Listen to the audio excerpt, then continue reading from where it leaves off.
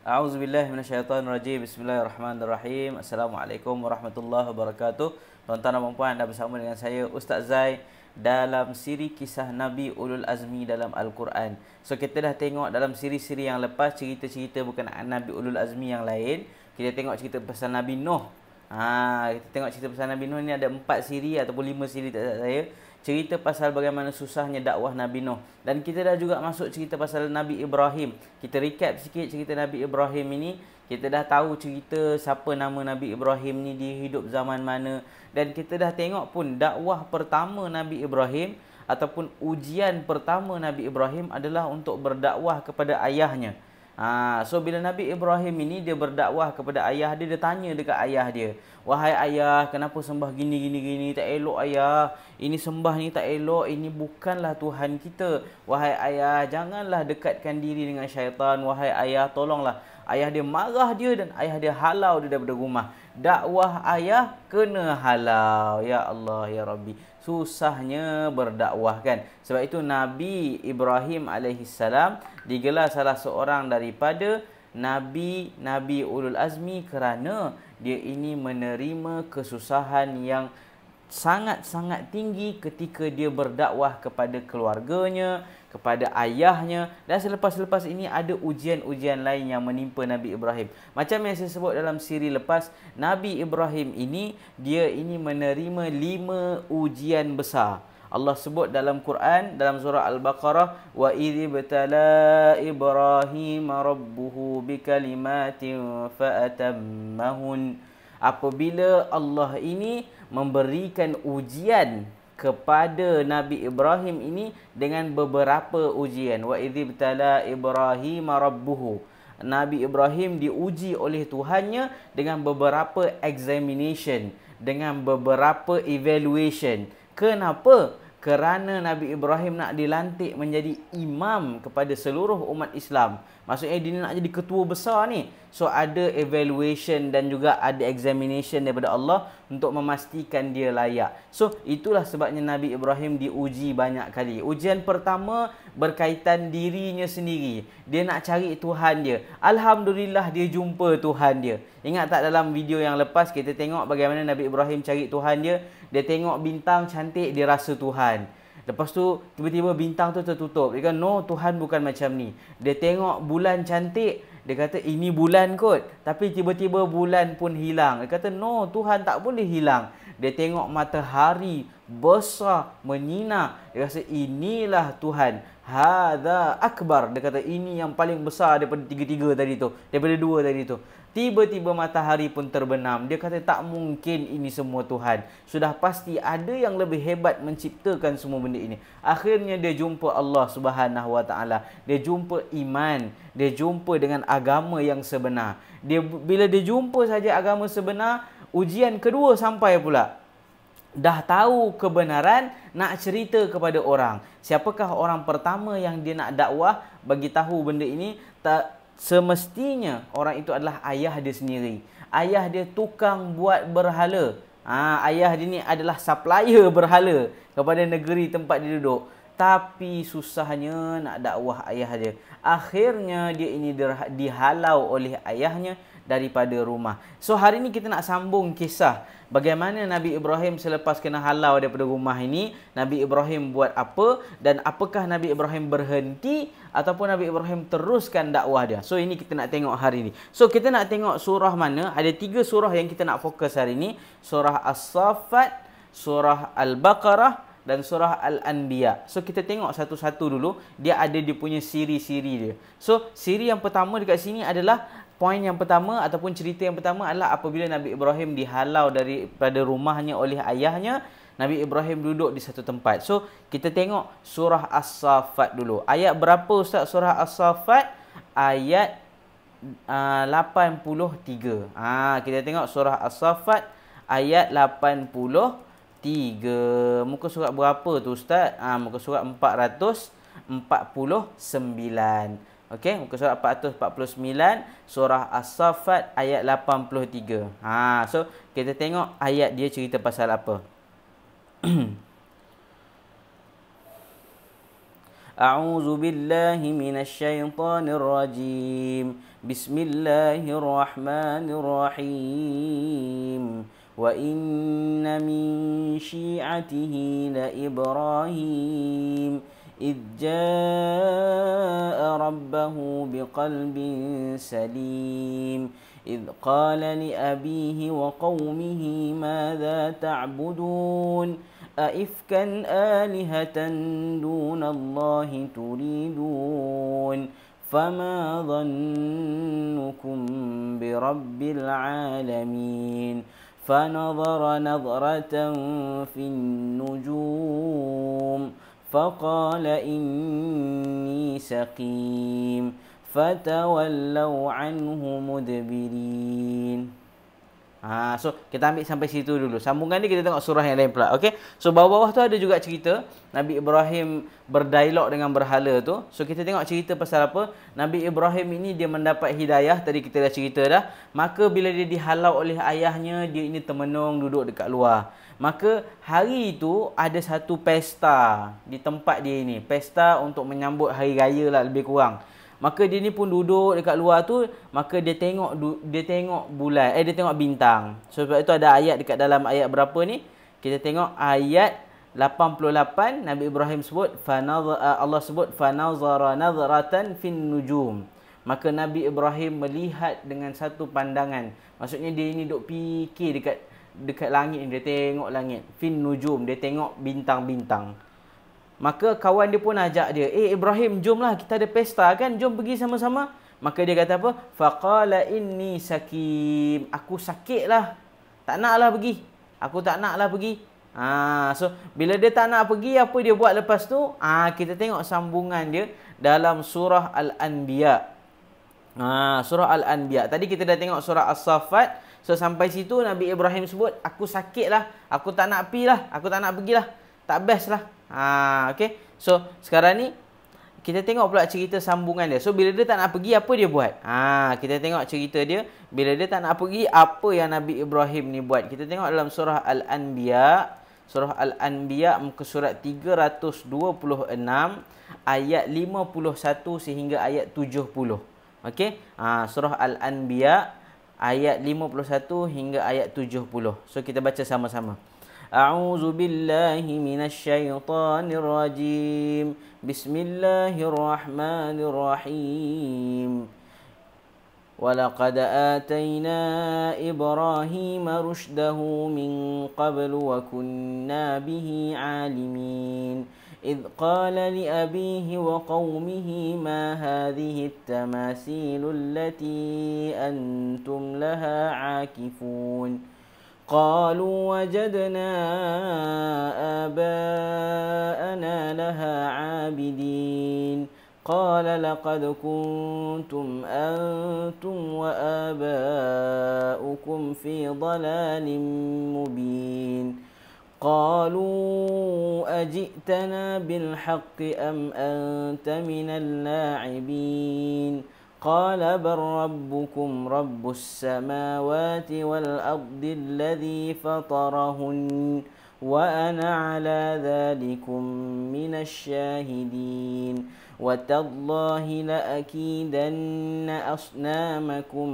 بعد أن تولوا مدبرين فجعلهم جزازا إلا كبيرا لهم لعلهم إليه يرجعون قالوا من فعل هذا بآلهتنا إنه لمن الظالمين قالوا سمعنا فتى يذكرهم يقال له إبراهيم قالوا فأتوا به على أعين الناس لعلهم يشهدون قالوا أأنت فعلت هذا بآلهتنا يا إبراهيم قال بل فعله كبيرهم هذا فاسألوهم إن كانوا ينطقون فرجعوا إلى أنفسهم فقالوا إنكم أنتم الظالمون ثم نكسوا على رؤوسهم لقد علمت ما هؤلاء ينطقون قال أفتعبدون من دون الله ما لا ينفعكم شيئا ولا يضركم أف لكم ولما تعبدون من دون الله أفلا تعقلون قالوا حرقوه وانصروا آلهتكم إن كنتم فاعلين قلنا يا نار كوني بردا وسلاما على إبراهيم وأرادوا به كيدا فجعلناهم الأخسرين صدق الله العظيم. Okey. So, ini antara cerita yang hampir detail lah menceritakan apa yang jadi sebenarnya. So, tadi kita tengok balik, kita recap balik tadi. Kawan Nabi Ibrahim ajak Nabi Ibrahim pergi pesta. Nabi kata, tak naklah aku sakit. Sebab apa? Sebab dia duk fikir. Dia dah dakwah kaum dia. Kaum dia kata tak nak. Tak mungkin lah, tak logik lah. Dia dah dakwah ayah dia. Ayah dia pun tak nak juga. Jadi dia fikir macam mana aku nak buat dia orang percaya ni. Yang bahawa Allah itu Tuhan yang satu. Tidak ada Tuhan selain Allah. Maka dia duduk. Dia kata kat sahabat ini, aku sakit lah. Ada orang kata ini Nabi Ibrahim menipu. Sebenarnya dia tak tipu. Kenapa dia tak tipu? Sebab dia memang sakit. Sakit dia dekat dalam ni. Sakitnya tu di sini. Dia sakit sebab apa? Sebab dia duduk fikir, kenapa kaum aku ni tak nak terima kebenaran sedangkan ada depan mata. Maka apa dia buat? Kita tengok cerita ni. Allah sebut dekat sini. Daripada ayat 51 Allah sebut, sesungguhnya kami telah memberikan kepada Ibrahim itu kebijaksanaan. Dia ada kebijaksanaan yang tinggi. Sebelum dia menjadi rasul pun dia ada kebijaksanaan. Dan apa yang dia buat? Dia kata kepada kaum dan kepada ayah dia, apakah berhala-berhala ini yang kamu duk sembah-sembah ni? Maka kaum dia pun kata, qalu wajadna aba'ana laha abidin. Kami tengok dulu mak ayah kami buat, jadi kami ikutlah. Diikut mak ayah rupanya diikut mak ayah, bukan dia tahu pun. Maka Nabi Ibrahim sebut apa? Qala laqad kuntum antum wa aba'ukum fi dhalalim mubin. Ketahuilah kamu dan mak bapak kamu yang sembah ni dulu berada dalam kesesatan yang nyata. Maka kaum dia pun tanya balik kepada Nabi Ibrahim. Qalu ajitana bil haqqi am anta minal la'ibin. Dia kata, wahai Ibrahim, kamu ni cakap benda betul ke? Kamu duk main-main dengan kami ni? Jangan cakap benda bukan-bukan. Dah lama kami sembah ni. Jangan main-main macam ni. Maka Nabi Ibrahim pun sebut, qala bar rabbukum rabbus samawati wal ard alladhi fatarahun. Sesungguhnya Allah lah Tuhan kamu dan Tuhan sekalian alam, yang menciptakan kamu dan menciptakan seluruh alam. Wa ana ala dhalikum minasyahidin. Dan aku bersaksi bahawa itulah kebenaran. Maka bila kaum dia ni tak nak terima pendapat Nabi Ibrahim ni, cakap, tak adalah, penipu lah ni. Maka Nabi Ibrahim pun duduk termenung, tak tahu nak buat apa dah kan. Maka kawan dia dah pergi pesta. Dia sebut dalam hati dia, wa tallahi la akidanna asnamakum ba'da an tuwallu mudbirin. Aku berjanji dengan nama Allah, aku akan hancurkan semua berhala itu. Sebelum dia orang balik pesta, sekejap lagi confirm aku hancurkan semua sekali. So lepas dia duduk, dia fikir tu, dia kata apa? Aku nak pergi dekat rumah berhala yang dia orang buat ni, aku nak hancurkan semua berhala. Biar dia orang rasa tak nak percaya sangat kan, mess ni aku buat. So apa dia buat? Faja'alahum juzadzan illa kabiran lahum la'allahum ilaihi yarji'un. Maka dia pecahkan semuanya, scattered to pieces, hancur berkecai, kecuali satu berhala yang besar gajah. Memang besar betul lah, besar tahap apa tak tahulah, memang besar betul. Maka dia ini letakkan kapak yang dia gunakan untuk pukul semua berhala pecah ni, dia gantung dekat berhala yang paling besar ni. Bijak tak bijak?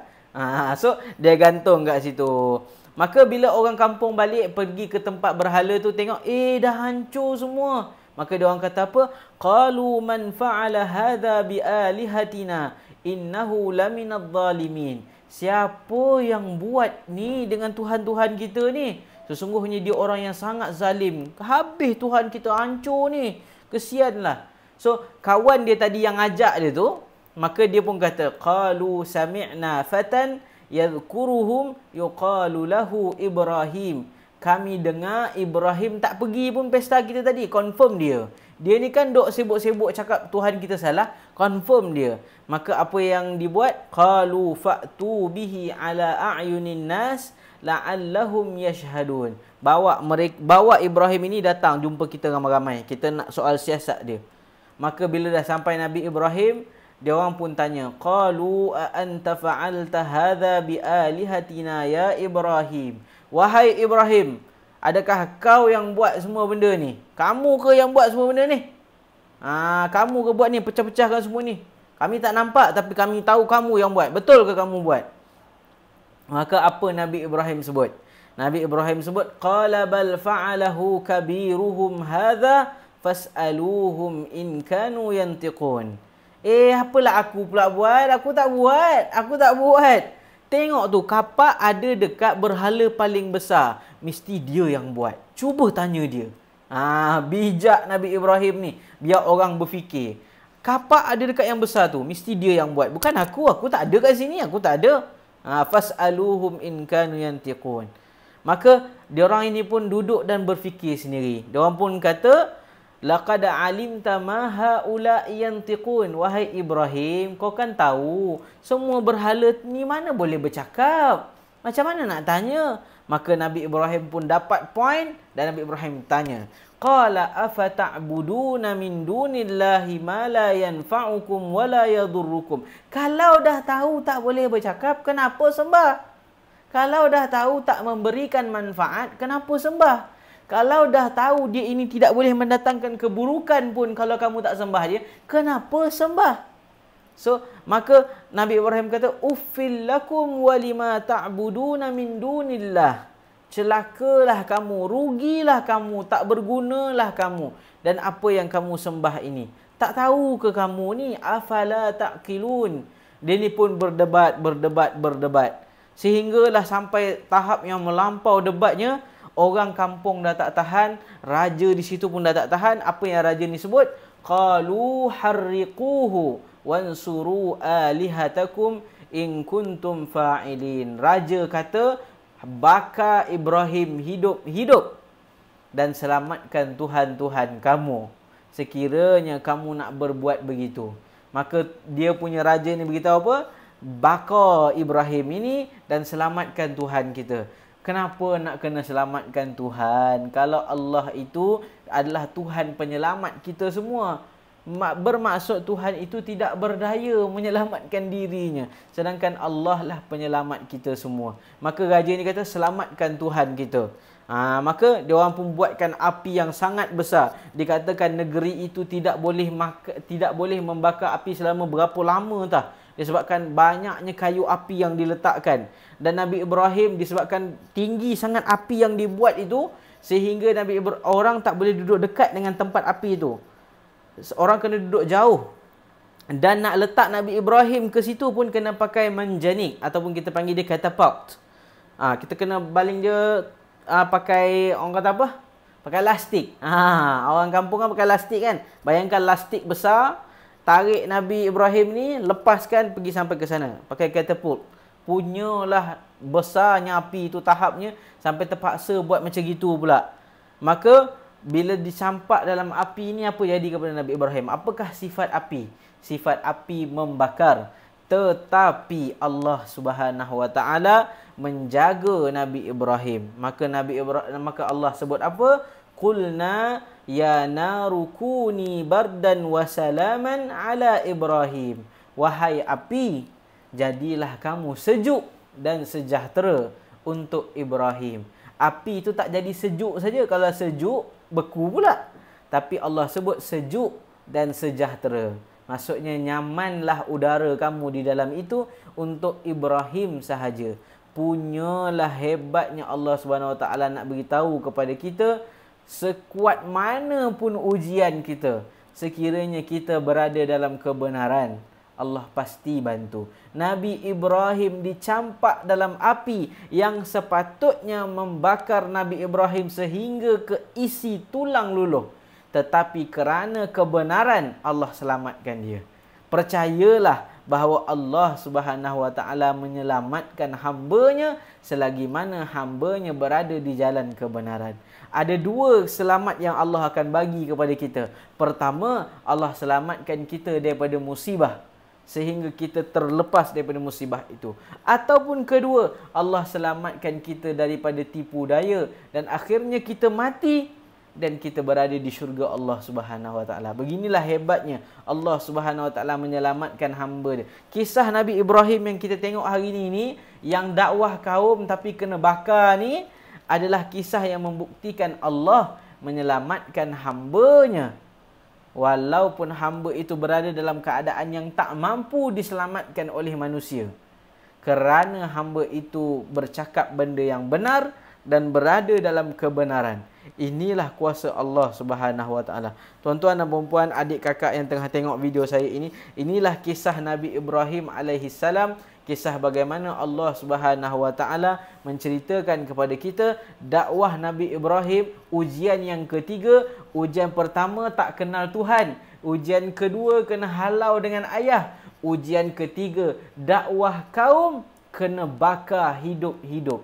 Punyalah susah ujian ni ya Allah ya Rabbi. Tetapi Nabi Ibrahim lulus dalam ujian ini kerana dia tidak takut untuk dicampak dalam api dan dia berani kerana kebenaran. Inilah hebatnya Nabi Ibrahim, Nabi Ulul Azmi yang kita tengok, iaitu Nabi yang Allah berikan dia kekuatan dan keazaman yang kuat untuk berdakwah walaupun susah hidup dia, walaupun tidak ada chance untuk dihidup aman. Tetapi Allah memberikan dia kekuatan luar biasa. Inilah dia Nabi Ulul Azmi yang kita nak belajar, tuan-tuan dan puan-puan. Semoga memberi manfaat, tuan-tuan dan puan-puan. Kita jumpa dalam video akan datang. Kita nak tengok sambungan ujian Nabi Ibrahim. Ujian pertama adalah iman, iaitu Nabi Ibrahim dengan diri dia sendiri. Ujian kedua, keluarga. Ayahnya bila kena dakwah, halau dia daripada rumah. Ujian ketiga, kaum dia. Kaum dia tak nak terima dia dakwah, kaum dia nak bakar dia hidup-hidup.